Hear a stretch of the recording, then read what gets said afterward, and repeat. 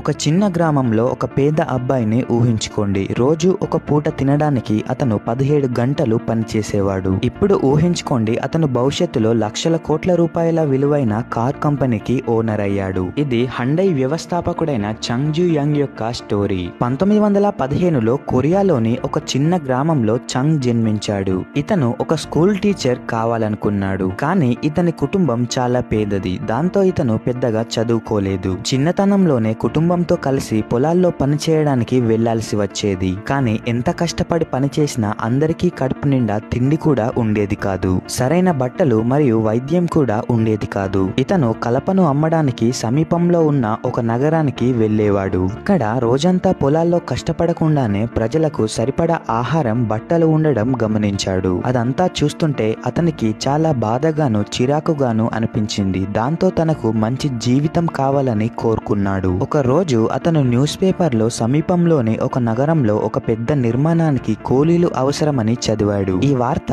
అతన్ని ఏదో ఒకటి చేయడానికి ప్రేరేపించింది. 1932లో 16 సంవత్సరాల వయసులో చంగ్ ఒక గట్టి నిర్ణయం తీసుకున్నాడు. అదేంటంటే ఎలాగైనా నగరానికి వెళ్ళాలి. దాంతో ఒక రాత్రి చంగ్ తన స్నేహితుడితో కలిసి ఇంట్లో చెప్పకుండా నగరానికి పారిపోయాడు. అతను దాదాపు 160 కిలోమీటర్ల దూరం నడిచిన తర్వాత కొనావ్ అనే ఒక నగరానికి చేరుకున్నాడు మరియు భవన నిర్మాణ కార్మికుడిగా పనిచేయడం ప్రారంభించాడు. అక్కడ ఇచ్చే చాలని జీతం కోసం చాలా కష్టపడేవాడు. కానీ చంగ్ చాలా సంతోషంగా ఉన్నాడు, ఎందుకంటే తన జీవితంలో మొదటిసారి స్వతంత్రంగా సంపాదించగలిగాడు. 2 నెలల పాటు నగరంలో తన జీవితం గడిపిన తర్వాత చంగ్ తండ్రి అతన్ని పట్టుకున్నాడు. దాంతో అతను మళ్ళీ ఇంటికి తిరిగి వచ్చి పొలాల్లో పనిచేయాల్సి వచ్చింది. అతను ఇంటికి తిరిగి వచ్చినందుకు కుటుంబం అంతా చాలా సంతోషంగా ఉంది, కానీ చంగ్ మాత్రం సంతోషంగా లేడు. 2 నెలల పాటు చంగ్ నగరంలో ఉన్నప్పుడు నిర్మాణం మరియు సివిల్ ఇంజనీర్ పట్ల ఆసక్తి పెంచుకున్నాడు. అలాగే పొలాల్లో పనిచేయడం వల్ల పేదరికాన్ని ఎప్పటికీ పోగొట్టలేనని అతనికి అర్థమైంది. అందుకే మరో 2 సార్లు ఇంట్లో నుంచి పారిపోవడానికి ప్రయత్నించాడు. కానీ ప్రతిసారి అతని తండ్రి అతన్ని పట్టుకునేవాడు. చివరిగా 1934లో 18 సంవత్సరాల వయసులో ఇంట్లో నుండి పారిపోయేందుకు 4వ ప్రయత్నం చేశాడు. కానీ ఈసారి అతన్ని ఎవ్వరూ ఆపలేదు. ఈ రోజు దక్షిణ కొరియా రాజధాని అయిన సియోల్ కు చంగ్ చేరుకున్నాడు. అక్కడ ఏ పని దొరికినా చేసేవాడు. మొదట ఒక భవన నిర్మాణంలో పనిచేసి ఆ తర్వాత ఒక ఫ్యాక్టరీలో పనిచేశాడు. చివరకు ఒక బియ్యం కొట్టులో డెలివరీ బాయ్ గా ఉద్యోగాన్ని సంపాదించాడు. అతని పనితో కస్టమర్లని మరియు స్టోర్ యొక్క యజమానిని ఎంతగానో ఆకట్టుకున్నాడు. దాంతో అతను కేవలం 6 నెలల్లోనే డెలివరీ బాయ్ నుండి స్టోర్ మేనేజర్ గా మారాడు. ఆ తర్వాత చంగ్ దుకాణాన్ని గ్రో చేయడానికి చాలా కష్టపడ్డాడు. 1937లో స్టోర్ యొక్క యజమాని తీవ్ర అనారోగ్యానికి గురయ్యాడు మరియు ఒక ఆశ్చర్యకరమైన నిర్ణయాన్ని తీసుకున్నాడు. అదేంటంటే చంగ్ చేసిన కృషికి తన యజమాని అతని షాప్ ని అప్పగించాడు. 22 సంవత్సరాల వయసులో చంగ్ ఒక ఉద్యోగి నుండి వ్యాపార యజమానిగా మారాడు. తరువాతి 2 సంవత్సరాలలో చంగ్ మరింత కష్టపడి పనిచేసి మార్కెట్లో నమ్మకాన్ని మరియు బ్రాండ్ వాల్యూని పెంచుకున్నాడు. ఇది అతని వ్యాపారాన్ని అభివృద్ధి చేయడంలో సహాయపడింది. అంతా బాగానే ఉంది, కానీ అకస్మాత్తుగా ఒక విషాదం సంభవించింది. 2వ ప్రపంచ యుద్ధ సమయంలో కొరియాను జపాన్ పాలించేది. దాంతో జపాన్ యుద్ధ సమయంలో తమ సైన్యానికి సరిపడా బియ్యం సరఫరా చేయాలని అనుకుంది.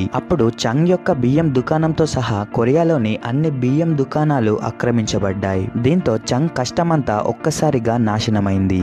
దాంతో జపాన్ గవర్నమెంట్ కంట్రోల్ చేయలేని వ్యాపారం గురించి వెతకడం ప్రారంభించాడు. వెంటనే కార్ రిపేర్ వ్యాపారంపై దృష్టి పెట్టడం ప్రారంభించాడు. 1940లో ఇతను 3000 లోన్ తీసుకొని ఆటో సర్వీస్ గ్యారేజ్ ను ప్రారంభించాడు. కానీ దురదృష్టవశాత్తు గ్యారేజ్ ప్రారంభించిన నెల రోజులకే కాలిపోయి ప్రతిదీ బూడిదైంది. చంగ్ పరిస్థితి చాలా కష్టంగా ఉంది. అదే టైంలో అతను తన లోన్ అలాగే తన కస్టమర్లకు జరిగిన నష్టాన్ని భర్తీ చేయాల్సి వచ్చింది. సాధారణంగా ఇలాంటి పరిస్థితి వచ్చినప్పుడు చేసే పనిని ఆపేస్తాం, కానీ చంగ్ మాత్రం ఆ సమస్యను ఎదుర్కొన్నాడు. ఆ తర్వాత మళ్లీ లోన్ తీసుకొని మెరుగైన గ్యారేజ్ ని ప్రారంభించాడు. తమ కార్లని రిపేర్ చేయడానికి ఎక్కువ సమయం పట్టడమే వినియోగదారులకు అతిపెద్ద సమస్య అని చంగ్ గ్రహించాడు. అందుకే అతను వేగంగా కార్ రిపేర్ ను పూర్తి చేయడంపై దృష్టి పెట్టాడు. ఇతని పోటీదారులు కార్ రిపేర్ కోసం 20 రోజుల సమయం తీసుకునేవారు, కానీ చంగ్ మాత్రం తన గ్యారేజ్ లో 5 రోజుల్లోనే కార్ రిపేర్ ను పూర్తి చేసేవాడు. దాంతో ఇతని గ్యారేజ్ చాలా విజయవంతమైంది. తర్వాత 3 సంవత్సరాలలో చంగ్ దగ్గర సుమారు 80 మంది పనిచేయడం ప్రారంభించారు. ఈ టైంకి చంగ్ తీసుకున్న లోన్ మొత్తాన్ని తిరిగి చెల్లించాడు మరియు అతని కుటుంబాన్ని సియోల్లో స్థిరపరిచాడు. వ్యాపారం వేగంగా గ్రో అవుతుంది, కానీ అంతలోనే మరొక విషాదం చోటు చేసుకుంది. రెండవ ప్రపంచ యుద్ధం కోసం జపాన్ యుద్ధానికి సంబంధించిన పరికరాలను తయారు చేయాల్సి ఉంది. దాంతో జపాన్ గవర్నమెంట్ చంగ్ యొక్క గ్యారేజ్ ని తీసుకొని దాన్ని ఒక స్థానిక స్టీల్ ప్లాంట్ తో కలిపేసింది. మరోసారి చంగ్ వ్యాపారం పూర్తిగా ముగిసిపోయింది. కానీ ఈసారి అతని దగ్గర వ్యాపారంలో వచ్చిన 50,000 రూపాయలున్నాయి. దాంతో మరొక వ్యాపారాన్ని మొదలు పెడతానన్న నమ్మకంతో ఉన్నాడు. రెండవ ప్రపంచ యుద్ధం ముగియడంతో కొరియాలో జపాన్ పాలన కూడా ముగిసింది. కొరియాలోని ఉత్తర ప్రాంతంలో సోవియట్ యూనియన్ మరియు దక్షిణ ప్రాంతంలో అమెరికా ప్రభావాన్ని కలిగి ఉన్నాయి. ఈ 2 వర్గాలు రెండవ ప్రపంచ యుద్ధ సమయంలో జపాన్ పై యుద్ధం చేశాయి. అందుకే కొరియా ఉత్తర మరియు దక్షిణ కొరియాగా చీలిపోయింది. చంగ్ 1946లో తన కార్ రిపేర్ వ్యాపారాన్ని మళ్లీ ప్రారంభించాడు. వ్యాపారం పాతదే, కానీ ఈసారి పేరు మాత్రం కొత్తది. అదే హండై ఆటో సర్వీస్. హండై అంటే ఆధునికత అని అర్థం. కార్ రిపేర్ వ్యాపారం బాగానే సాగుతుంది. అదే సమయంలో అమెరికా తన సైనిక బలగాల కోసం భవనాలు నిర్మించడం చంగ్ గమనించాడు. కన్స్ట్రక్షన్ బిజినెస్ లో గొప్ప అవకాశాన్ని గుర్తించాడు. చంగ్ కి కన్స్ట్రక్షన్ రంగంలో పెద్దగా అనుభవం లేదు. అయితే గతంలో కూలీగా పనిచేసినప్పటి నుండి భవన నిర్మాణాలపై ఉన్న మక్కువ ఇప్పటికీ ఉంది. అందుకే 1947లో 31 సంవత్సరాల వయసులో హుండై సివిల్ వర్క్స్ ని సృష్టించి నిర్మాణ రంగంలోకి అడుగుపెట్టాడు. ప్రారంభంలో చాలా చిన్న ప్రాజెక్టులను చేసేవాడు, కానీ 1950ల నాటికి ఈ కంపెనీ మేజర్ ప్రాజెక్టులను పొందడం మొదలైంది. ఆ సమయంలో చంగ్ కి ఇది ప్రధాన వ్యాపారం. అంతా బాగానే ఉంది, కానీ ఇంతలోనే మరొక సమస్య వచ్చి పడింది. జూన్ 1950లో ఉత్తర కొరియా దక్షిణ కొరియాపై దాడి చేసింది. ఉత్తర కొరియా దళాలు సియోల్ కు చాలా దగ్గరగా ఉన్నాయి. దీని కారణంగా చంగ్ తన దగ్గర ఉన్న డబ్బుతో పూసన్ అనే నగరానికి వెళ్లిపోయాడు. అయితే ఇంత జరిగిన తర్వాత కూడా చంగ్ పట్టు వదలలేదు.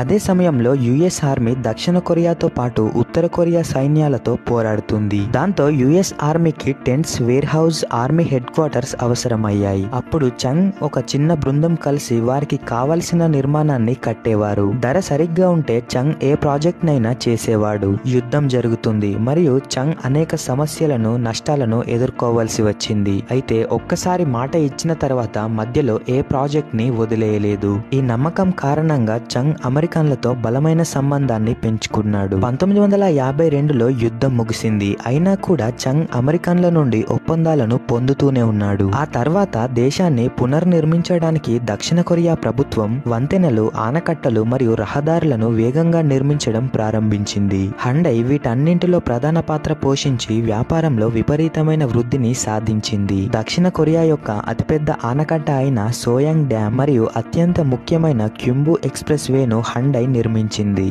1960లో చంగ్ విజయవంతమైన నిర్మాణ సంస్థ యజమానిగా ఉన్నాడు, కానీ అతను దీనితో తృప్తి చెందలేదు. చంగ్ కొన్ని వేల కిలోమీటర్ల రోడ్లను నిర్మించాడు. ఇప్పుడు ఆ రోడ్లపై నడవడానికి కార్లను నిర్మించవలసిన సమయం వచ్చింది. 1967లో చంగ్ హండై మోటార్స్ కంపెనీని స్థాపించాడు. 1968లో ఇతను ఫోర్డ్ కంపెనీతో ఒప్పందం చేసుకుని కార్లను తయారు చేయబోతున్నాడు. ఈ జాయింట్ కంపెనీ 2 ఏళ్ల పాటు విజయవంతంగా సాగింది. ఆ తర్వాత 2 కంపెనీల మధ్య గొడవలు మొదలయ్యాయి. హండై తన సొంత కార్లను తయారు చేయడం ఫోర్డ్ కంపెనీకి ఇష్టం లేదు. అందుకే 1973లో చంగ్ ఫోర్డ్ తో ఉన్న డీల్ ని ముగించి వెంటనే కొత్త కంపెనీతో డీల్ చేసుకోవడానికి వెతకడం ప్రారంభించాడు. జనరల్ మోటార్స్ మరియు వోక్స్ వ్యాగన్లతో డీల్ కుదుర్చుకోవాలని చంగ్ కోరుకున్నాడు, కానీ వారు మాత్రం డీల్ కి ఒప్పుకోలేదు. చివరికి అదే సంవత్సరంలో జపాన్ కు చెందిన మిత్సుబిషి మోటార్స్ తో డీల్ కుదుర్చుకున్నాడు. మిత్సుబిషి హండై కార్ల తయారీకి కావలసిన పరికరాలను అందించడానికి సిద్ధంగా ఉంది.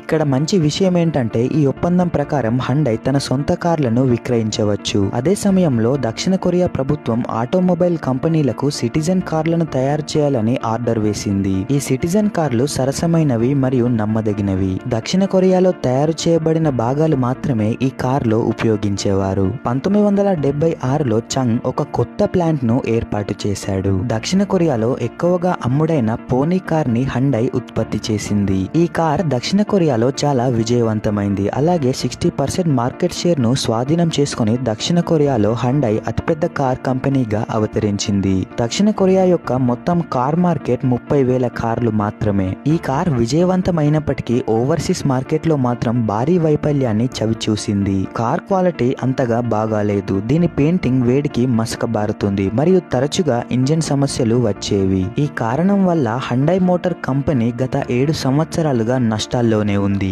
వెంటనే కంపెనీని మూసివేయాలని కొంతమంది చంగ్ కి సలహా ఇచ్చారు. అయితే చంగ్ తీసుకున్న నిర్ణయం మాత్రం అందరినీ ఆశ్చర్యానికి గురి చేసింది. కంపెనీని మూసివేసే బదులు అతడు ప్రతి సంవత్సరం 3 లక్షల కార్లను తయారు చేసే కొత్త కార్ ఫ్యాక్టరీని నిర్మించాలని అనుకుంటున్నాడు. కంపెనీ యాజమాన్యం ఈ నిర్ణయాన్ని అర్థం చేసుకోలేకపోయింది. 30,000 కార్ మార్కెట్లో 3 లక్షల కార్లను ఎవరు కొంటారన్న ప్రశ్న మొదలైంది.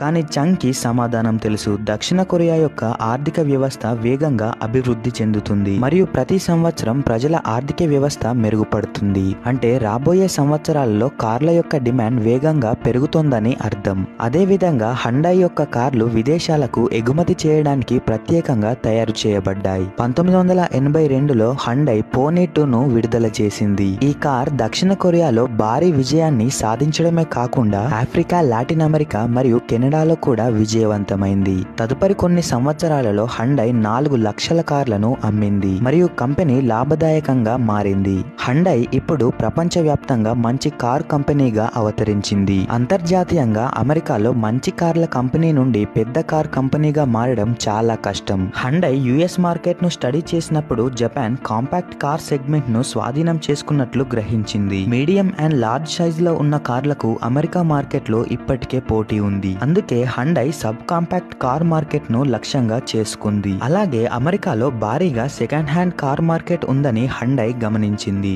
అప్పుడు హండై తమ కార్ ని కేవలం సెకండ్ హ్యాండ్ కార్ ధరకు మాత్రమే అమ్మడం ప్రారంభించింది. అది కూడా 5 ఏళ్ల వారంటీతో. ఈ బిజినెస్ స్ట్రాటజీ అమెరికాలో కార్ మార్కెట్ ను షేక్ చేసింది. సెకండ్ హ్యాండ్ కార్ ని కొనాలనుకునే వాళ్ళు వెంటనే హండై కార్ ను కొనడం ప్రారంభించారు. 1986లో హండై అమెరికాలో దాదాపు 1,70,000 కార్లను అమ్మింది.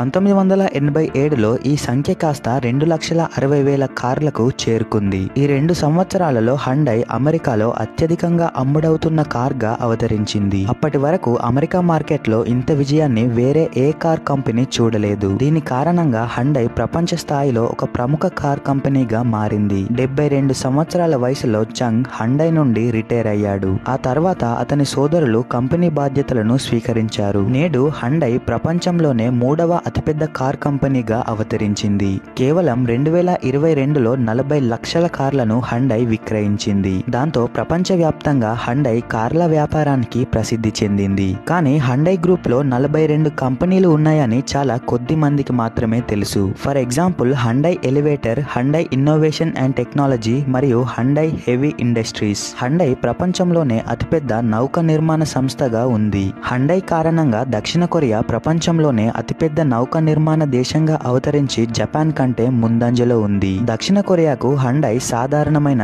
కంపెనీ కాదు. ఎందుకంటే హండై దేశాన్ని పునర్నిర్మించిన సంస్థ. అలాగే వేలాది ఉద్యోగాలను సృష్టించింది. అలాగే దక్షిణ కొరియాకు ప్రపంచ స్థాయిలో గుర్తింపును సాధించింది. సరైన ఆహారం, విద్య, వైద్యం వంటి కనీస సౌకర్యాలు కూడా లేని ఒక పల్లెటూరు కుర్రాడు ఇదంతా ప్రారంభించాడు. సో ఇది ఫ్రెండ్స్ ఇవాళటి వీడియో. మరిన్ని వీడియోస్ కోసం ఛానల్ ని సబ్స్క్రైబ్ చేసి బెల్ ఐకాన్ని యాక్టివేట్ చేసుకోండి.